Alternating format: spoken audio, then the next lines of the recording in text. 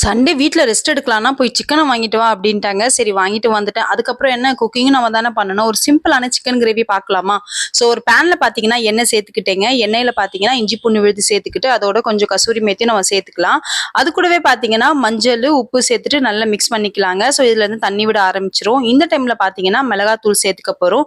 இப்ப நம்ம வீட்லயே அரைச்ச குழம்பு மிளகாய் தூள் சேர்த்துக்க போறோங்க. ஸோ இதுல வந்து ஸ்பெஷலா பட்டை, லவங்கம், ஏலக்காய் சேர்த்திருக்கேன். ஸோ அதனால சிக்கன் மசாலா எதுவும் நான் ஸ்பெஷலா சேர்க்கலங்க.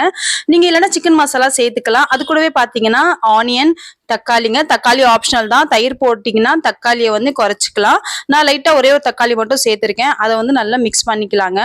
இது கூடவே நம்ம வந்து ஜீரகத்தூளும் நம்ம சேர்த்துக்க போறோம். ஒரு 1/2 டீஸ்பூன் அளவுக்கு சேர்த்துக்கோங்க. ஸோ அவ்வளவுதாங்க. நல்லா மிக்ஸ் பண்ணிட்டு ஜஸ்ட் கொஞ்சோண்டு தான் தண்ணி விடுறேன். தண்ணி விட்டுட்டு நம்ம குக் பண்ண விட்டுறலாம். இது வந்து நல்ல கிரேவி கன்சிஸ்டன்சில இருக்கும். நம்ம ரைஸை விட அதிகமா சப்பாத்திக்கும் ரொம்ப சூப்பரா இருக்குங்க. ஸோ இந்த ரெசிபியை ஏற்கனவே என்னோட வீடியோல அப்லோட் பண்ணியிருக்கேங்க. ஸோ நாகூர் தர்கா போகும்போது இந்த ரெசிபியை தான் நான் வீட்டில் வந்து கட்டி கொடுத்தேன். அது ரொம்ப சூப்பரா இருந்ததுன்னு எனக்கு நிறைய வந்து கமெண்ட்ஸ் வந்தது. ஸோ அப்புறம் என்ன சூப்பராக வந்து கிரேவி சமைச்சாச்சுங்க. ஸோ மத்தியானத்துக்கு பார்த்தீங்கன்னா வீட்டில் சாம்பாரோட இந்த சிக்கனை வந்து தொட்டுக்கிட்டாச்சு. அதுக்கப்புறம் என்ன நைட்டுக்கும் வந்து சப்பாத்திக்கு இதை எடுத்துக்கிட்டேங்க. அவ்வளோ எம்மியா இருந்தது. சண்டேனா ஏதாச்சும் ஒன்று டிஃப்ரெண்ட்டாக செய்யணும்னு தோணும் இல்லைங்க. ஸோ அதுக்கு இந்த சிக்கன் பார்த்தீங்கன்னா ரொம்ப சூப்பராகவே இருக்கும். சிக்கன் பார்த்தீங்கன்னா அவ்வளோ ஜூஸியாக இருந்தது. ஸோ உடைக்கும் போதே அவ்வளோ சாஃப்டாக இருந்தது. ஸோ இன்னைக்கு எம்மையான கிரேவியோட தான் நாங்கள் லஞ்சை முடிச்சோங்க. இந்த கிரேவில என்ன ஸ்பெஷல் பார்த்தீங்கன்னா, ஸோ வெளியில இருக்கிற எந்த மசாலாவும் ஆட் பண்ணல. ஸோ வீட்டில் இருக்கிற குழம்பு மிளகாத்தூளையே நான் வந்து சேர்த்துட்டேங்க. சிக்கன் மசாலா கூட ஆட் பண்ணவே தேவையில்லை.